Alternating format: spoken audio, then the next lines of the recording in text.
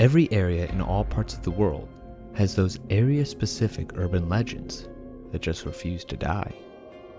Whether the stories are about a haunted asylum on the outskirts of the city, a creature that lives in the nearby woods, or a ghost that haunts a lonely stretch of road outside of town, there's always a common thread within these tales.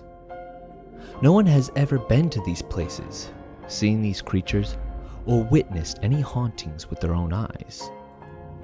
There are members of every generation who will proclaim that they know someone whose brother's best friend's sister went to that haunted house with 13 floors that used real blood and snakes and spiders, and is so scary that no one has ever made it all the way through.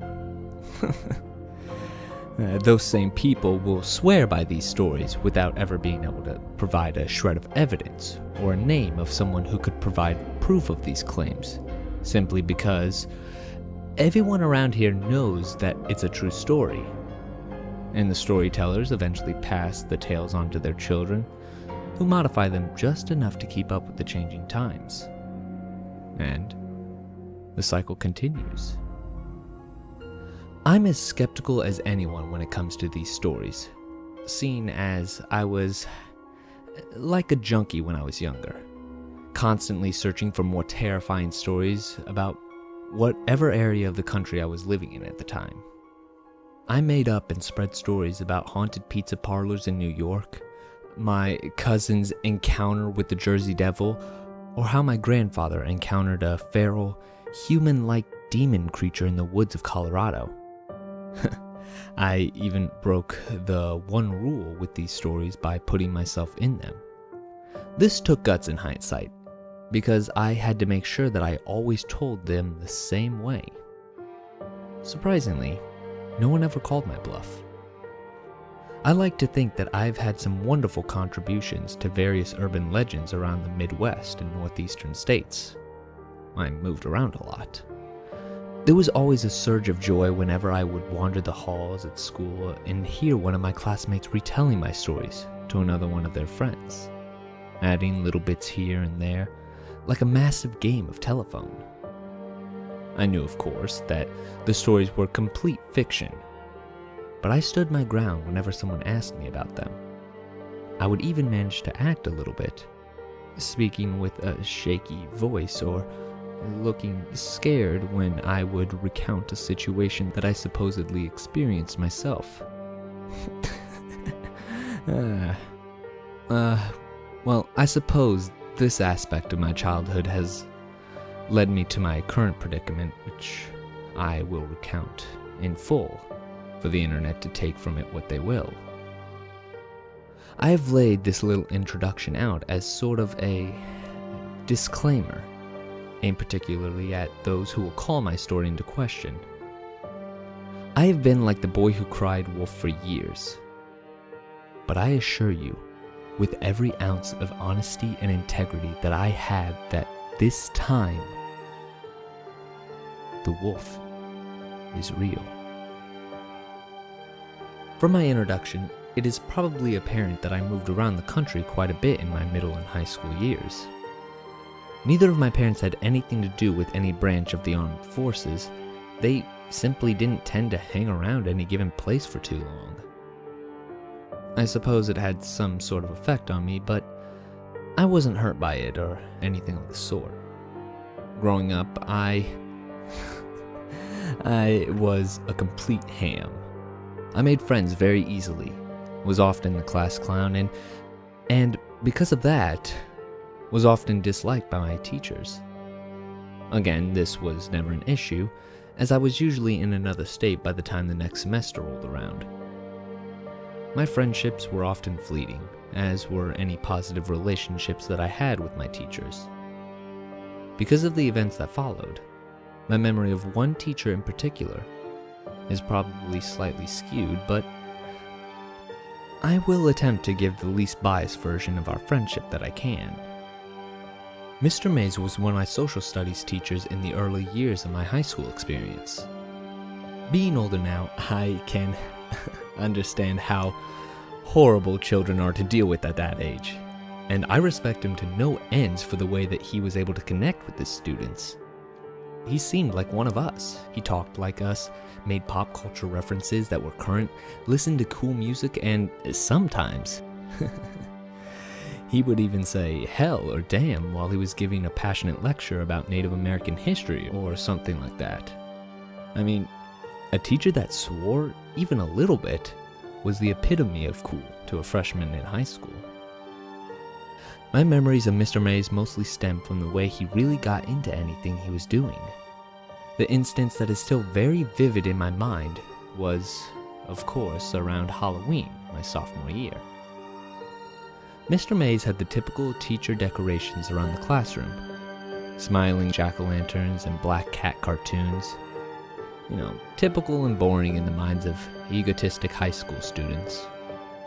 However, on the 31st of October, when most other teachers were rolling their eyes at the fact that teenagers still took dressing up in costumes on Halloween seriously, Mr. Mays took the whole cool teacher thing to a new level. We walked into the classroom and were surprised to find the blinds drawn, sheets over the smaller windows, candles lighting the room, and a single frowning jack-o'-lantern sitting on a stool in front of the desks. Mr. Mays sat at his desk, just watching the students come into class and take their seats. He didn't have to ask anyone to be quiet, because the moment everyone walked into the room, they were either too excited to care about petty conversations or too confused to bother with them. The students took their seats as Mr. Mays began his lecture. He spoke quietly to set the mood and took a seat on a chair right next to the jack-o'-lantern in the center of the room. Today is probably my favorite day of the year, class, he said in a monotonous voice. Halloween is my favorite holiday, and I want to share with you exactly why I love it so much. One girl raised her hand with a concerned look on her face. I'm pushing the due date for your papers to next Tuesday, said Mr. Mays, without bothering to look at the girl, who slowly put her hand down, looking around at the other students with a hint of embarrassment. The class erupted in quiet cheers, and Mr. Mays waited for the inevitable silence. He began his story immediately after the class had calmed down. I will attempt to recreate the amazing story that Mr. Mays told the class that day. The way in which he told this story rendered the horror junkie speechless, and the rest of the class terrified. The same girl that had raised her hand to ask about the paper was holding her knees to her chest by the end of it, a look of terror on her face. The important thing to know was what the story was about. The specifics slip my mind now and aren't too relevant. I'll just try to recount the parts of the story that mattered the most, but don't hold me to it. Basically, Mr. Mays and his friends set out on a road trip around the country after graduating from college. They took a truck, loaded it with camping gear, and set out to sightsee for the entire summer. The group went from the Poconos in New Jersey down to the coast of Florida, New Orleans, to California, and up to Washington. From there, they went to the Rocky Mountains in Colorado and then back home to New York. This concept of freedom to travel anywhere had the entire class hooked in an instant. Mr. Mays was the coolest teacher ever in my eyes. Being adventurous college kids, the group didn't bring a map. There were no time constraints, so they just kind of drove in the general direction that they wanted to go, and eventually found a town to stay in or someplace that looked interesting. He told us that after spending a week in Colorado, he and his friends had to travel through miles and miles of corn, plains, and more corn. He assumed that they were in either Nebraska or Kansas when they decided to pool their extra cash and stay in a hotel for the night. They settled into a motel in the same town that Mr. Mays could barely remember the name of, when one of his friends realized that they were somewhere near his grandfather's farm. He wasn't entirely sure where it was, but being adventurous college kids, they decided to get a quick refund from the motel and try to contact the friend's grandpa. They were unable to get a hold of the grandpa on the phone, so the group figured it would be fun to just show up. Mr. Mays' friend was adamant that his grandparents would take them in and feed them without a moment of hesitation. So the group set out with an hour of sunlight, seeking the salvation of a comfortable house to stay in. In Kansas or Nebraska, wherever it may have been, there aren't a whole lot of natural markers that could guide lost travelers. Any direction given to someone who didn't live around the area basically amounted to, go up a couple of miles to the corn, take a right and go down a dirt road to the other corn, and there should be some wheat on the right. So, as is the case in most scary stories, the group got lost.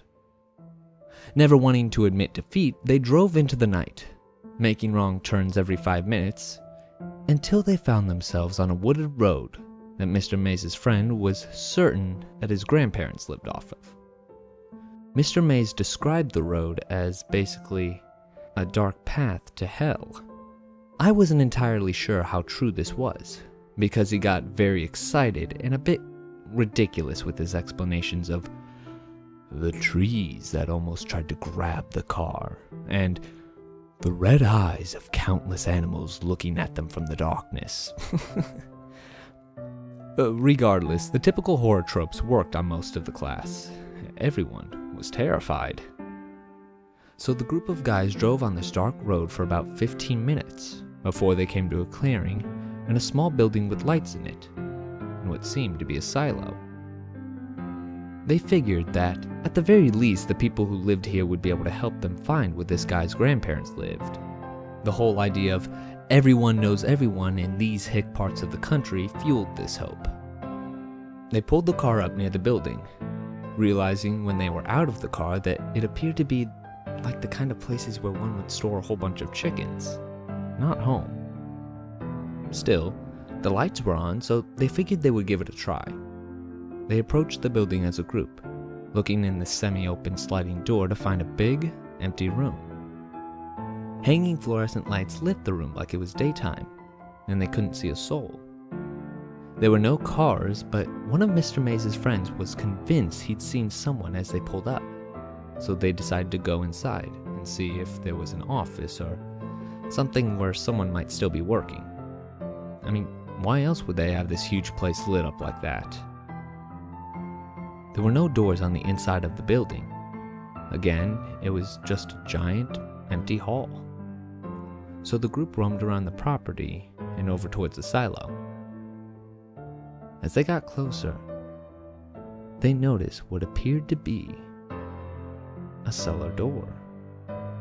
At this point, I remember Mr. Mays telling the entire class to learn from his idiocy. He told us that he hadn't seen many horror movies before that time, and didn't think twice about approaching a creepy cellar door in the middle of a dark, scary foreign place. He said that approaching that door was one of his biggest regrets. Mr. Mays let the whole class know that he was going to tell us as much as he deemed appropriate about the experience. He felt that we were mature enough to handle it, but advised anyone that was squeamish to leave class early.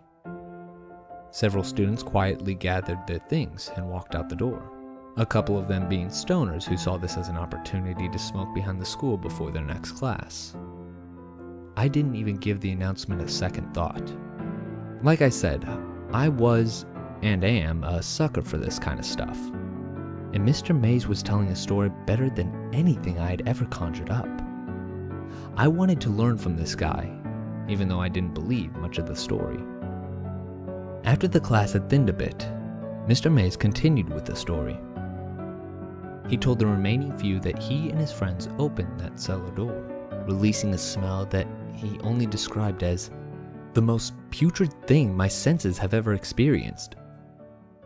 The group was no longer concerned with finding the owners of the property, but was now set on finding the source of that smell. They went down the steps into the cellar, which was lit by single bulbs spaced sporadically along the ceiling of a long hallway. No one spoke. Things had gotten too strange. The walls were lined with metal sheeting, similar to roofing on farms. The hallway itself was crooked and the ceilings constantly lowered and rose, like a tunnel that was hastily dug and never touched up. There were sections where the boys had to almost crouch in order to pass. The worst part, Mr. Mays told us, was that the light bulbs continuously flickered, sometimes acting like a strobe light and making it very difficult to move through the winding and unstable hallways. In hindsight, he was certain that his mind was playing tricks on him, but he remembered seeing flashes of things that couldn't be there. He said that when you are focused on something, or if you are that nervous, your mind can do that to you. It can simply revolt, showing you things or people that aren't there. He continued to describe the hallway, and I was on the edge of my seat. The halls were windy and seemed to go on forever. Mr. Mays guessed that they were somewhere under the creepy forest they had driven through when they found a door, but he couldn't be sure. He said that they came upon a door after walking for what felt like a mile. It was simple and wooden, but it looked like it belonged outside of a suburban home. It had a nice design, seemed to be freshly painted red, and had a very nice knob and knocker on it. It was a door that belongs at the entrance to a nice house, not one that would be sitting in a dirt tunnel in the middle of nowhere. His friend walked towards the door, moving carefully because of the flashing light bulb and increasingly uncertainty about the stability of the surrounding walls. He turned to the group, the rest of which were nervous at the very least, and attempted to lighten the mood with a laugh before he said, "I should probably knock first." Mr. Mays' friend grabbed the steel knocker and hit it against the door several times mockingly, but quietly uttering, "Is anyone home?" The group waited for about 30 seconds before their tension broke. The guy next to the door shrugged his shoulders and went to walk back to his friends. But as he did, the light bulb between them surged and exploded. The boys shielded their eyes and looked back to their lone friend by the door. As he lowered his hands, one of the metal sheets of the makeshift roof dropped. The edge of the sheet fell directly onto the boy's forehead, slicing it open and sending a wave of blood down his face. The impact apparently knocked him out, and he fell back against the door, knocking it open in the process. The entirety of the group rushed through the dim light to their friend, barely noticing the seemingly pitch-black room that now lay before them. Mr. Mays was the first to make it to his friend's side. He lifted the guy's head into his arms, immediately taking off his jacket and putting it over his forehead to attempt to stop the bleeding. Once the group had calmed down, Mr. Mays noticed that the arm that had been bracing his friend's head was soaking wet. He was confused about this and was attempting to sort it out when one of his friends started talking. He said something along the lines of, "The lights. We have to go." When Mr. Mays took notice. "You know when you turn off a light," he told the class, "and everything is almost pitch black except the light of the bulb dying out or cooling down? It was like that, except there were so many of them. At least 20 light bulbs had lit the room seconds ago, and now only looked like little stars in the darkness. That was definitely terrifying. But that wasn't the scariest thing. There was still a very dim light coming from the hallway behind them, and though it was weak, it lit the room up just enough to see the shapes of tens of people standing less than 10 feet in front of them." Mr. Mays' friend went to say something else as one of the bulbs to the right flickered to life. Now, let me interrupt you at this point and say that Mr. Mays was generally a playful guy. He had that tone of voice that just makes you want to respond. Basically, he could say, "Let's go jump off a cliff, guys," and you would want to respond with, "All right, Mr. Mays, show us the way." That is a ridiculous statement, but it gets the point across. He was a charismatic guy. The whole story up to this point had been told like a campfire story. He had the voice inflections of someone attempting to be mysterious and scary, which worked, but was noticeable. At this point in his tale, I recall that changing completely. He was no longer attempting to spook anyone. I could tell that this section was difficult for him. Either he was a very good actor, or it was really a terrifying memory for him to relive. He told us that the light bulb came to life and illuminated the group of people in front of him. In the dim light, he could see children, at least 20 of them, in just the visible light. They were all dressed in nightgowns that looked to be tattered and torn, stained dark with something. Their hair was long. Every single one of them looked like they had not had a haircut since birth. Some of the children were almost completely obscured by the length of it. Every single one of them didn't appear to have seen a shower or a nice bath in their entire life. Mr. Mays told us that the most terrifying part of the whole thing was that none of the children were moving. They were all standing, staring, most of them only visible from the faint light reflecting off their eyes. His whole group was paralyzed with fear for several seconds when they heard what sounded like an animal in the distance yelping. The way it was described was like the sound of a dog crying multiplied by 10. This spurred the group to life just as the children began to step forward. His friends grabbed the injured one and lifted him out of the room and into the hallway in an instant. Mr. Mays took another second to move and had difficulty finding his bearings. He reached to his left in an attempt to find a wall to lean against and ended up finding a handle and pulled hard, never losing his vision on the children. He bolted for the door right as he noticed what he had grabbed onto. A shower head protruded from a cement wall, reaching maybe a foot into the room. There was something leaking from it, but it was too dim to tell what it was. He realized that it had been leaking onto him, but he didn't care.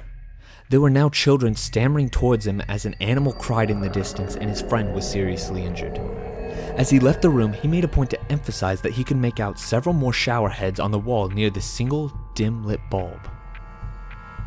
This is why I call them the showers, Mr. Mays told the class. I was transfixed, sitting as far forward as my desk would allow, bracing for more. I slammed the red door behind me and ran through that hallway faster than I have ever run before or since. I made it back to the car and we drove out of there like a bat out of hell. A couple of students snickered at his use of the word hell. So, when you're out trick-or-treating tonight, make sure you know exactly where you are headed. And don't go out into any abandoned farmhouses. I mean, there aren't many around here, but you're all smart kids. Except Jerry. The class laughed and the mood lightened as the bell rang for the passing period. Mr. Mays turned the light on and thanked everyone for listening, reminding them about the paper due next week, and told us to have a safe and happy Halloween. Students all around me were abuzz with theories about the story they had just heard. I bet it was some sort of crazy Nazi hideout, said one girl. I think they were all ghost babies that were killed by a dog, said another. I couldn't theorize in the slightest. I was still caught up in the moment. The way that Mr. Mays had told the story and the detail that he included in it left me feeling like we didn't get the whole story. A couple of days later, I stayed after class and asked him about how it really ended and what happened to his friend. He laughed and said that his friend was fine and that it was honestly, he whispered this part, probably due to some of the drugs they were on at the time. Mr. Mays winked at me as if to say, "Don't tell anyone about the drugs bit, kid." I smiled and left. I lived in that town for another couple of months, and then was rapidly moved halfway across the country to Milwaukee, Wisconsin. I twisted the story around and told it around campfires as I got older, and it was always a hit. But I always changed the ending, letting the friend die of blood loss or from being dragged away by the children. It wasn't until college that I got a chance to talk to Mr. Mays again. I went to college in northern New York, not for any reasons associated with the story though. College was a fun time for me. I continued being the same ham that I had always been. It wasn't until sometime around my junior year that I ran into Mr. Mays at a bar that I frequented. Initially, I couldn't be sure that the person I saw laying with his head buried in his arms at the bar was Mr. Mays. The only trait that grabbed my attention was a sweater that he used to wear on his birthday during class. The shirt simply read, "I'm the birthday boy." I told my group of friends to grab a table and that I would join them in a second, then walked over to the man at the bar. "Mr. Mays?" I said, and the man looked up. The man took a second to look at my face before he smiled, put a hand on my shoulder and said, "Hey there, son. How have you been?" I could smell some strong whiskey on his breath, and his cheeks were flushed. The look in his eyes told me that he was 3 sheets to the wind and probably had no idea who I was. "Mr. Mays, it's Jack. I was a student of yours for a couple of semesters about 6 or so years ago." His face changed a bit, and a genuine look of recognition set in. He took a calmer tone, smiled, and said, "How have you been, Jack?" We talked for a solid 20 minutes. I told him what I had been doing for the last several years, and he told me. Apparently, he was still teaching at the same school doing the same old shtick, as he called it. I asked if everything was alright, and he said that they were as good as they ever have been or were ever going to get. It took me a while to realize that I was an adult that was having a conversation with another adult. Every time I had spoken to Mr. Mays previously, I had been in the student-teacher relationship. But now, I was just a guy having a drink with a friend at the bar. My friends eventually left, and I continued to drink with Mr. Mays. He told me all about his divorce and his kids, things that I never would have asked or cared about previously. But now, I cared. He was a real person to me, not just an idol anymore. This was a guy who had real problems, not the infallible teacher that I once thought he was. It had been several hours before I even brought up his story about the showers. I told him all about my history with urban legends and scary stories, and he just laughed. When I mentioned the story that he had told us years ago, he seemed almost uncomfortable. He finished his whiskey, signaled for another, and then turned to me and got very serious. "Listen, Jack, I don't know why I kept telling that story year after year." His words were slurred or my hearing was messed up. We were both sufficiently blitzed at this point. "That was what my therapist told me to do when I was younger. I had to tell people it to come to grips with it or some shit." He took a big swig of his drink. "Wait, your therapist?" I said. Mr. Mays laughed heartily and looked at me. "Of course, Jack, you think that something like that wouldn't fuck a person up?" I was confused, but smiled nonetheless. Things had just gotten very strange. "But, I mean, you said you were all on drugs or something, right? No one was too terribly hurt. You are all okay, right?" He almost got cartoonish with his sadness in the next several seconds. "Of course we didn't, Jack. I mean, why do you think I'm here right now?" I was puzzled, quickly filled with 1,000 questions that I wanted to ask him, but I let him carry on. "Tim fucking...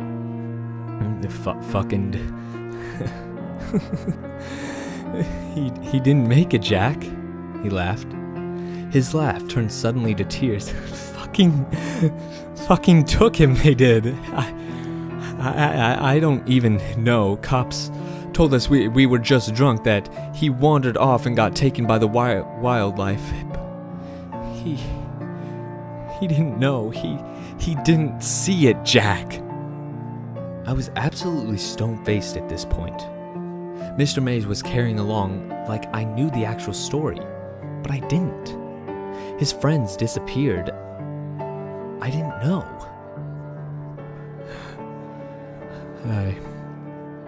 I wish they'd have found the body, though. Then we could have shown them. He sighed. "That's a bad place, Jack. I don't know anything else to say. It's a bad place." He carried on for a couple minutes more about his friend and the fun they had before they went on that trip.